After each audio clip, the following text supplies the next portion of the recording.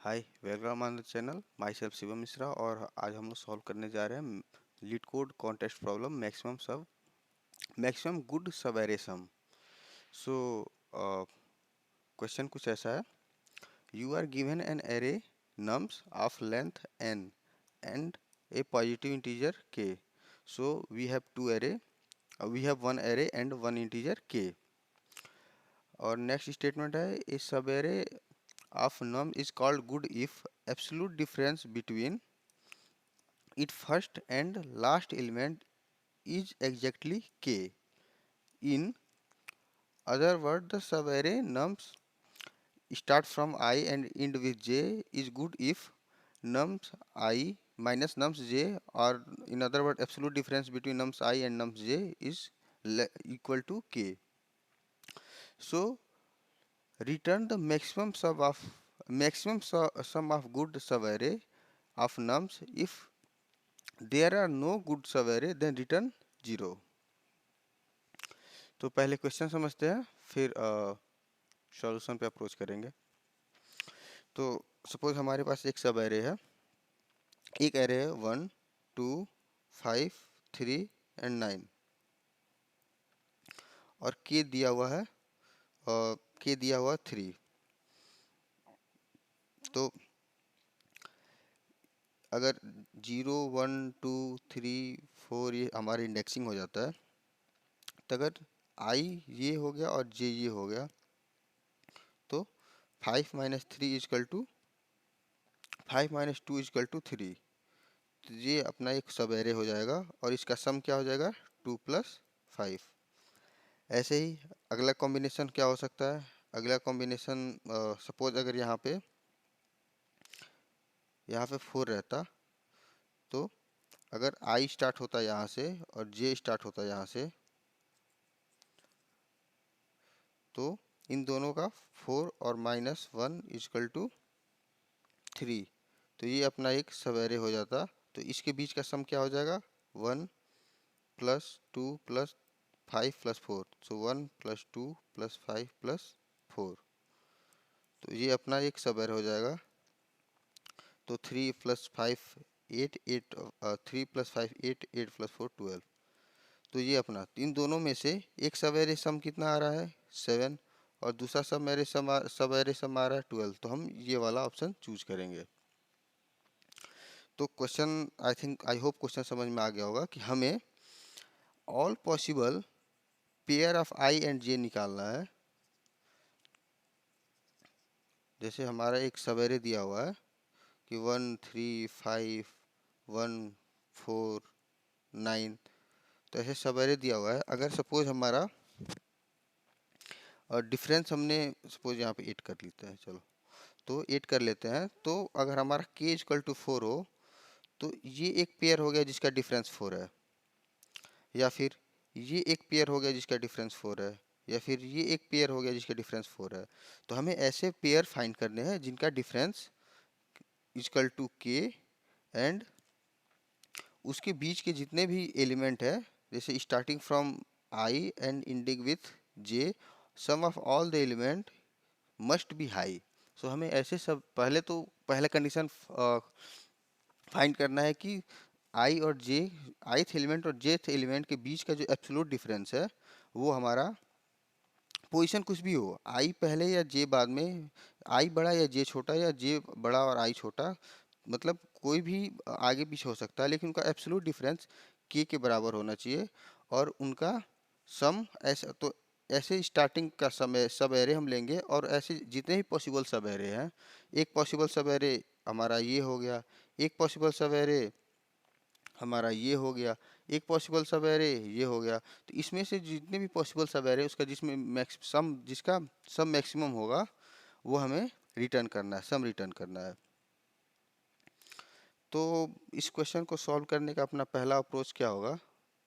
Suppose brute force approach पहले देखते हैं। तो हमारे पास पहले तो जितने ही पॉसिबल कॉम्बिनेशन हो सकते हैं, जैसे n1 n2 n3 n4 n5 n6 so on nn। तो जितने भी पॉसिबल पेयर है, पहले तो हम उन सारे पॉसिबल पेयर्स निकालेंगे, फिर चेक करेंगे जैसे इसका पेयर इससे हो सकता है, इससे हो सकता है, इससे हो सकता है, इससे हो सकता है, इससे हो सकता है, इससे हो सकता है। तो starting with this point ending with any possible J, हम चेक करेंगे कि आई और जे के बीच का डिफरेंस के है कि नहीं।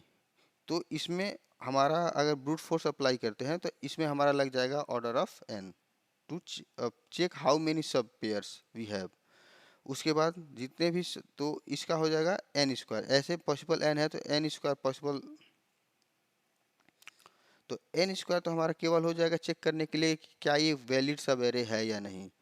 और अगर ये वैलिड सब एरे है तो उसके बीच का हमें सम निकालना पड़ेगा। तो सम निकालने के लिए फिर ऑर्डर ऑफ एन, जितने भी एलिमेंट हैं उनका सम निकालने के लिए ऑर्डर ऑफ एन होगा। तो हमारा टाइम कॉम्प्लेक्सिटी हो गया एन क्यू।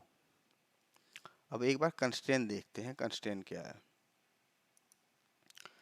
तो कंस्ट्रेंट दिया हुआ है कि जो हमारा लेंथ ऑफ एरे है is 10 to the power 5।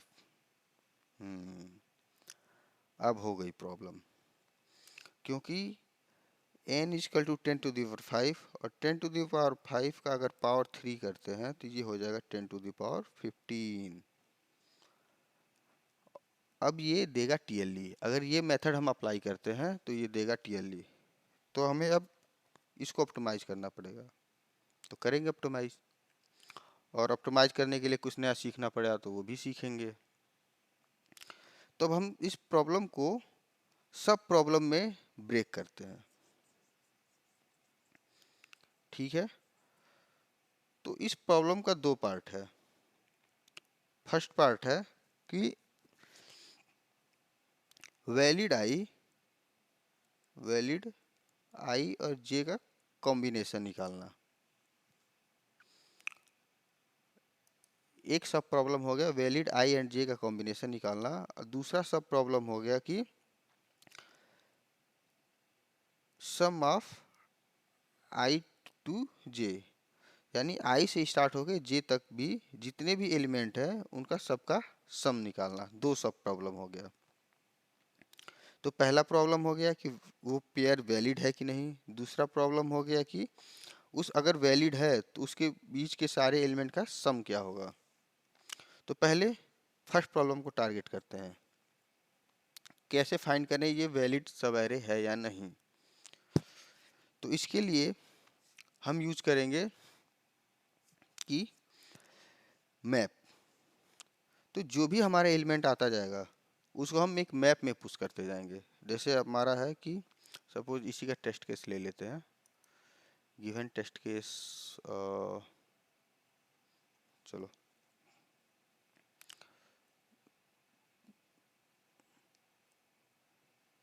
-1 3 2 5 4 and 5 and k equal to 3। तो अपना सब टेस्ट हो गया -1 3 2 5 4 और k इक्वल टू 3। तो हम अगर हमको चेक करना है कि क्या कोई ऐसा सब एरे है जो 3 पे एंड होता है, तो अगर हम इसको 1 लिया और 1 को एक मैप में डाल दिया, ठीक है। ये हमारा मैप हो गया, ये अपना मैप है। 1 के 1 को डाल दिया, फिर 3 आया तो 3 पे हम चेक करेंगे क्या कि 3 और -k अगर मैप में अवेलेबल है, 3 - k मैप में अवेलेबल है, यानी 3 - 3 इक्वल टू 0। अगर कोई 0 मैप में ऑलरेडी अवेलेबल है, यानी हमारा सब एरे वहाँ से स्टार्ट हो सकता है, लेकिन नहीं है तो आगे बढ़ते हैं और 3 को भी मैप में डाल देते हैं। तो 3 भी डाल दिया। अब फिर हमारा है 2, तो 2 और -3 इक्वल टू -1। हाँ, तो -1 ऑलरेडी मैप में है, तो सीधे हम उस इंडेक्स पे जाएंगे। तो हमारा एक वैलिड सब एरे हो गया, -1 से स्टार्ट होता है और 2 तक जाता है। अब फिर 2 को भी मैप में डाल दिया, तो ये एक पॉसिबल कैंडिडेट है। अब इसको कैसे सॉल्व करेंगे हम अगले स्टेप में सीखेंगे। पहले ये चेक कर देखते हैं कि कैसे हम चेक करेंगे वैलिड सब एरे कि ऑल वैलिड सब एरे हम निकालते कैसे हैं। ठीक है। उसके बाद आया 4, 4, तो 4 माइनस 3 इजकल टू 1, ये एरे में नहीं है, सॉरी अपने मैप में नहीं है, तो 4 पुश कर देगा। फिर आया 5, फिर आया 5, तो 5 और माइनस 5 और माइनस 3 इजकल टू आया 2, 2 की ऑलरेडी यहाँ पे है, तो ये हो गया एक सवेरे 2 और 5। तो ऐसे हम हर एलिमेंट को ऑर्डर ऑफ 1 में चेक कर सकते हैं कि इससे स्टार्ट होने वाले इस पे एंड होने वाले सब एरे हमारे पॉसिबल है कि नहीं। अब दूसरा पार्ट आता है कि अगर पॉसिबल है तो उसके बीच का सम कितना होगा। तो इसके लिए हम यूज करेंगे प्रीफिक्स सम टेक्निक। तो प्रीफिक्स सम टेक्निक में हमको करना ये है कि starting from the zeroth position और टिल द ith पोजीशन सम क्या होगा, ऑल द एलिमेंट वो हम ऐड करेंगे। तो यहाँ सम हो गया -1, -1 और +3 कितना हो गया 2, यहाँ हो गया सम 2, 2 और +2 सम हो गया 4, 4 + 4 सम हो गया 8, 8 + 5 सम हो गया 13। ठीक है, तो ये हमारा प्रीफिक्स सम हो गया। और अगर हमें सम निकालना हो कि इस पोजीशन से और किसी भी रैंडम पोजीशन, सपोज इस पोजीशन के बीच में हमें सम निकालना हो कि ऑल द एलिमेंट का सम क्या है, तो prefix sum of this element minus prefix sum of jth element minus prefix sum of ith element और प्लस ith एलिमेंट, ये हो जाएगा all the possible all the sum of all the elements. तो क्या हो जाएगा कि 8 - 2 + 2, तो ये 2 से 2 कैंसिल और 8 हो गया। अब देखो एक बार इसको चेक करके देखते हैं कि ये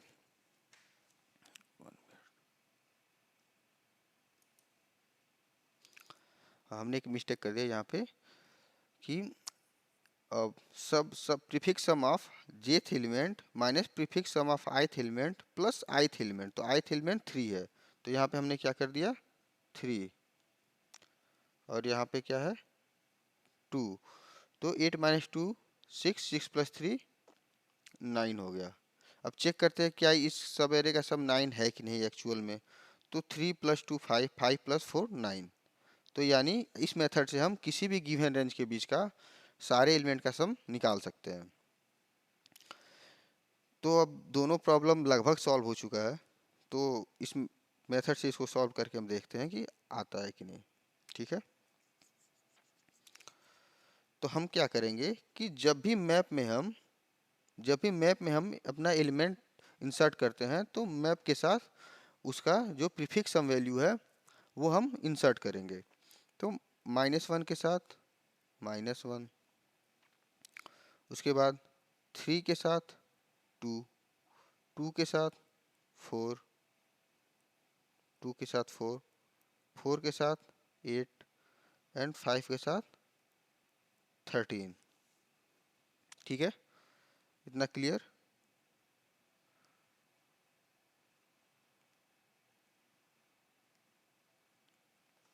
अब देखो क्या करेंगे, 1 पे आया तो 1 - 3, ये 1 के साथ -1 इंसर्ट किया और फिर चेक किया 1 - 3 ऑलरेडी हमारे मैप में है कि नहीं, तो 1 - 3 मैप में नहीं है, नहीं है तो फिर इंसर्ट कर देंगे, आगे बढ़ेंगे। फिर गए 3 पे, तो 3 और माइनस 3 इक्वल टू 0, तो 0 ऑलरेडी मैप में नहीं है, तो 3 के साथ उसका प्रीफिक्स सम वैल्यू इंसर्ट कर देंगे।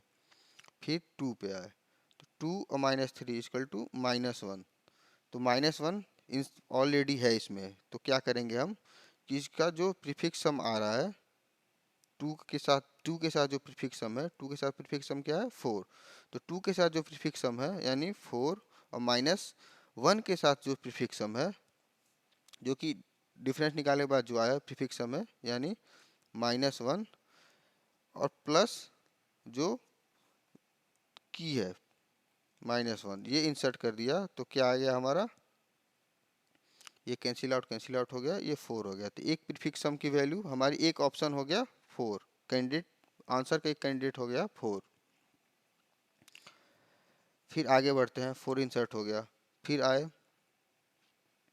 2 तक इंसर्ट हो गया, फिर आया 4 पे, 4 और -3, 4 - 3 इक्वल टू 1, 1 एरे में कहीं नहीं है, तो हम यहाँ पे इंसर्ट कर देंगे 4 के साथ 8 और आगे बढ़ेंगे।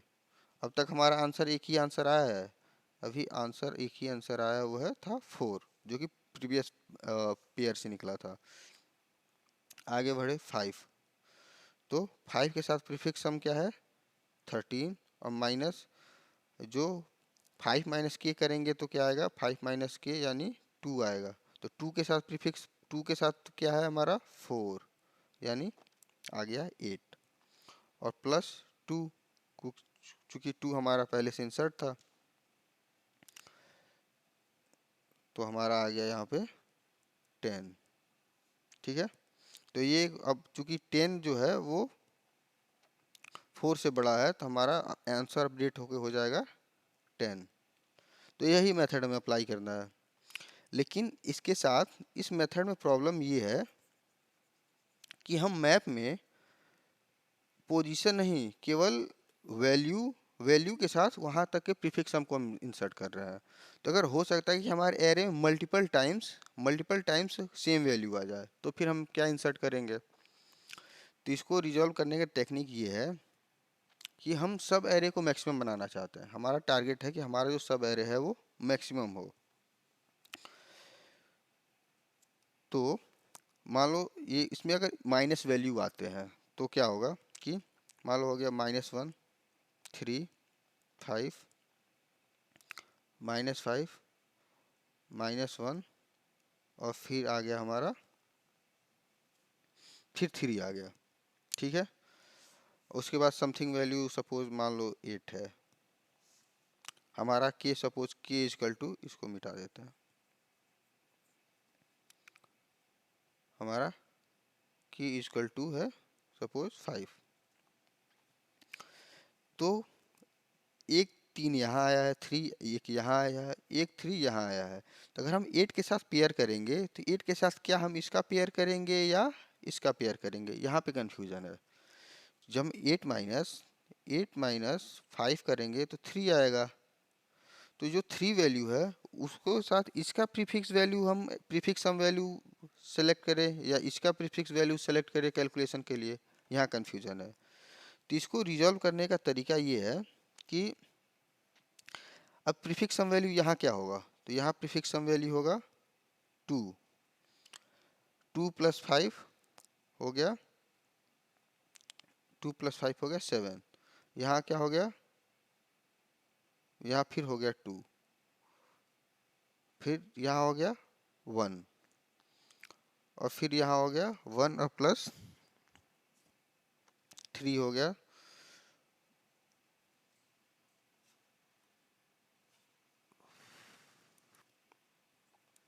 तो यहाँ हो गया 2, और 2 और -6 हो गया -4। ठीक है, और -4 हो गया, और यहाँ पे -4 और 3 -1, तो -1 हो गया यहाँ पे। तो हमें कन्फ्यूजन ये है कि ये -1 वाला पिक करे या 2 वाला पिक करे। तो अब नोटिस ये करो कि यहाँ पे जो प्रीफिक्स सम वैल्यू ज़्यादा थी और यहाँ आके कम हो गई है, यानी उसके बीच के जितने भी एलिमेंट है उनका सम निगेटिव है। तो अब हम अपने सब एरे में, एक तो ऑप्शन है कि सब एरे यहाँ से स्टार्ट हो यहाँ ख़त्म हो जाए, एक ऑप्शन है कि यहाँ से स्टार्ट हो और लास्ट तक जाए। तो अगर पूरा बड़ा वाला लेते हैं तो उसमें ये निगेटिव वैल्यू हम ऐड कर रहे हैं अननेसेसरी।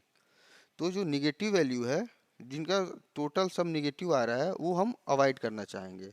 इसका मतलब कि हम अपने मैप में जो मिनिमम वैल्यू आ रही है उस एलिमेंट के करस्पॉन्डिंग वो रखेंगे।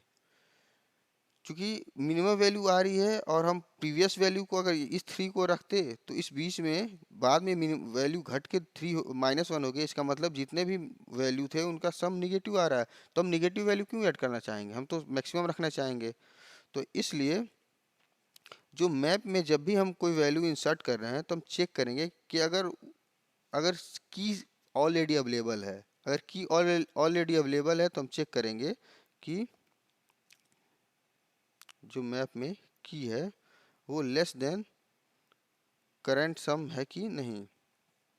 अगर लेस देन करंट सम है तो फिर कुछ नहीं करेंगे, लेकिन अगर करंट सम से ज़्यादा है, यानी अब हमारी वैल्यू करंट वैल्यू जो मतलब सब एरो को मिलाने के बाद बीच के एलिमेंट को ऐड करने के बाद हमारी वैल्यू घट गई है, यानी अब हम पुरानी वैल्यू को नहीं रखेंगे, नई वैल्यू ऐड करेंगे। तो उस समय हम क्या करेंगे कि मैप की इजकल टू करंट सम डाल देंगे, क्योंकि हम पुरानी वैल्यू नहीं रखना चाहते, पुरानी वैल्यू को हम अवॉइड करना चाहते हैं। तो ये हो गया अपना अप्रोच। अब एक बार इसका कोड देख लेते हैं। तो कंसेप्ट समझ में आ गया। अब एक बार टाइम कॉम्प्लेक्सिटी एनालाइज करते हैं कोड देखने के पहले, टाइम कॉम्प्लेक्सिटी क्या है इसका। तो एक ही इटरेशन में हम हमारा एक पास में हम हर पॉइंट पे जाते हैं और चेक करते हैं क्या जो करंट वैल्यू है, जो करंट वैल्यू है माइनस के ऑलरेडी मैप में प्रेजेंट है कि नहीं है। तो अगर ऑलरेडी मैप में प्रेजेंट है तो इसके लिए क्या मैप में सर्चिंग का टाइम लगता है log n, ये हो गया। अगर प्रेजेंट है तो सीधे प्रीफिक्स सम वैल्यू उस मैप में हम ऐड करके रखे हुए हैं तो प्रीफिक्स सम वैल्यू वहाँ से मिल जाएगा। तो ऑर्डर ऑफ बाकी टाइम कॉम्प्लेक्सिटी ऑर्डर ऑफ 1 है, और ये हर एक एलिमेंट के लिए हम कर रहे हैं। तो ये ऑर्डर ऑफ n, यानी टोटल टाइम कॉम्प्लेक्सिटी हो जाएगा n log n। अगर अनऑर्डर्ड मैप यूज़ करना चाहते हो तो ऑर्डर ऑफ n भी हो जाएगा, लेकिन अनऑर्डर्ड मैप में रिस्क ये है कि कभी कभी टाइम कॉम्प्लेक्सिटी जब कोलिजन बहुत हाई हो जाता है तो टाइम कॉम्प्लेक्सिटी हमारी ऑर्डर ऑफ n हो जाती है। इस केस में total time complexity n into n यानी n स्क्वायर हो जाएगा, और n स्क्वायर हम नहीं कर सकते क्योंकि हमारा जो लेंथ है n है जो 10⁵ है, और 10⁵ का n स्क्वायर करेंगे तो 10⁻10 हो जाएगा। तो ये रिस्की है, इसलिए हम ऑर्डर मैप ही यूज़ करेंगे, अनऑर्डर्ड मैप यूज़ नहीं करेंगे। तो हमारा टाइम कॉम्प्लेक्सिटी ये n log n होगा। तो n log n लगभग ये हमारा हो जाएगा, अगर log 10⁵ करते हैं तो ये हो जाएगा हमारा 7, यानी 8 इंटू 10⁵ के ऑर्डर में ये हमारा क्वेश्चन लग जाएगा। तो एक बार इसका कोड देख लेते हैं। और हाँ, please do comment your feedback, question कैसे लगा, कैसे समझ में आया, और एक लाइक करना ना भूलें क्योंकि एफर्ट लगता है, टाइम भी लगता है वीडियो बनाने में। और अपना फीडबैक ज़रूर दें कि क्वेश्चन का सॉल्यूशन आपको कैसा लगा। जो भी हो फीडबैक, ओपन फीडबैक दे। सबमिशन कहाँ गया, सॉरी। तो ये रहा सबमिशन। तो पहले हमने लेंथ निकाल लिया एरे का, फिर एरे का लेंथ निकालने के बाद हम प्रीफिक्स सम के लिए हमने एक मैप बनाया प्रीफिक्स सम। और लॉन्ग इंट यूज इसलिए किया क्योंकि हम सम जब करते जाएंगे तो वैल्यू बहुत ज़्यादा हो जाती है, तो इसलिए, और रिटर्न भी लॉन्ग इंट ही करना है, तो यहाँ से हिंट लेके हम लॉन्ग इंट यूज़ करना है मैप के लिए। शुरुआत में सम 0 रहेगा, और आंसर हम बहुत छोटी वैल्यू ले रहे हैं क्योंकि जब भी हमको अपडेट करना होता है तो स्टार्ट हम छोटी वैल्यू से करते हैं, बाद में हमारी अगर बड़ी वैल्यू मिलती जाती है तो उसको अपडेट करते जाते हैं। तो ये छोटी वैल्यू ले लिया। तो जब भी कोई एलिमेंट मिलता है तो हम करंट सम निकालते हैं, previous sum plus this value, ये तुम्हें करंट सम मिल जाएगा। उसके बाद हम चेक करेंगे कि देखो हमें एब्सोल्यूट डिफरेंस निकालना है। तो एब्सोल्यूट डिफरेंस निकालना है तो इस चीज़ को एक बार और देख लेते हैं कि अच्छे से कि हमने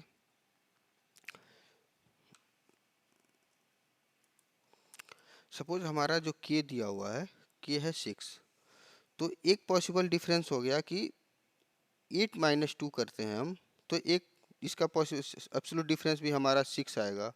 और अगर हम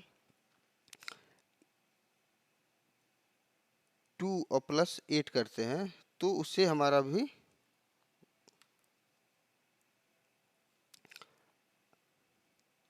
अगर हम 8 माइनस 2 करते हैं तो एब्सोल्यूट डिफरेंस 6 आएगा, या फिर 2 और माइनस 8 करते हैं तो उससे भी हमारा एब्सोल्यूट डिफरेंस 6 आएगा। तो जब भी हम किसी वैल्यू पे रहेंगे तो हमें पता नहीं है कि जो प्रीवियस वैल्यू है वो इसमें के ऐड करने से मिलेगा या के सब्सट्रैक्ट करने से मिलेगा। तो यहाँ पे हम के 8 माइनस के करने से हमें 2 मिल रहा है, और यहाँ पे 2 और प्लस के करने से हमें 8 मिल रहा है। तो इसलिए हम जब भी ट्रेवर्स करेंगे तो दोनों वैल्यू चेक करेंगे। एक वैल्यू माइनस के ऑलरेडी मैप में प्रेजेंट है कि नहीं, दूसरा वैल्यू और प्लस के मैप में प्रेजेंट है कि नहीं, क्योंकि एब्सोल्यूट डिफरेंस निकालना है। तो absolute difference greater minus lowest भी हो सकता है, लोएस्ट माइनस ग्रेटेस्ट भी हो सकता है। तो अगर हमें ग्रेटेस्ट पता है और लोएस्ट निकालना है तो माइनस के करके निकलेगा। अगर हमें लोएस्ट पता है और ग्रेटेस्ट निकालना है तो लोएस्ट प्लस के करके ग्रेटेस्ट निकलेगा। तो इसलिए हम जब भी ट्रेवर्स करेंगे, जैसा कि हम यहाँ पे कर रहे हैं, तो यहाँ पे एक जगह वैल्यू माइनस के भी चेक कर रहे हैं और यहाँ पे एक वैल्यू प्लस चेक के भी चेक कर रहे हैं। दोनों अगर प्रेजेंट है, दोनों में से एक भी प्रेजेंट है तो वो एक कैंडिडेट हो सकता है। तो वैल्यू पता होने के बाद हम उन दोनों के बीच का प्रीफिक्स सम का डिफरेंस निकाल लिया। तो प्रीफिक्स सम का डिफरेंस निकालने से ये जो आई को इंक्लूड नहीं करेगा। अगर हम जे माइनस आई करते हैं, prefix sum j of minus prefix sum i, तो उसमें सम जो जे के जो आई की जो वैल्यू हो इंक्लूड नहीं है, तो आई की वैल्यू हम इससे निकाल रहे हैं और फिर उस पूरे ग्रुप में हम ऐड कर देते हैं। और अगर करंट सबसेट सम का वैल्यू आंसर से ज़्यादा है तो आंसर अपडेट कर दो, और नहीं तो आंसर छोड़ दो। सेम चीज़ अगर वैल्यू प्लस के साथ भी है। अब यहाँ पे है कि हम जो लास्ट वाली चीज़ हमने डिस्कस की थी कि हम मैप के साथ कौन सी वैल्यू इंसर्ट करेंगे की के साथ। तो अगर की पहली बार आती है, यानी की अगर पहली बार आती है, यानी वैल्यू इंड तक जाती है, यानी की पहली बार आती है, तो जो करंट सम है वो अपडेट करेंगे। लेकिन अगर पहली बार नहीं आती है तो अगर करंट सम प्रीवियस सम से कम है तो करंट सम अपडेट अपडेट कर देंगे, और नहीं तो करंट प्रीवियस सम ही रहने देंगे। तो ये हो गया आंसर। और ये है जो ये कंडीशन दिया हुआ है कि अगर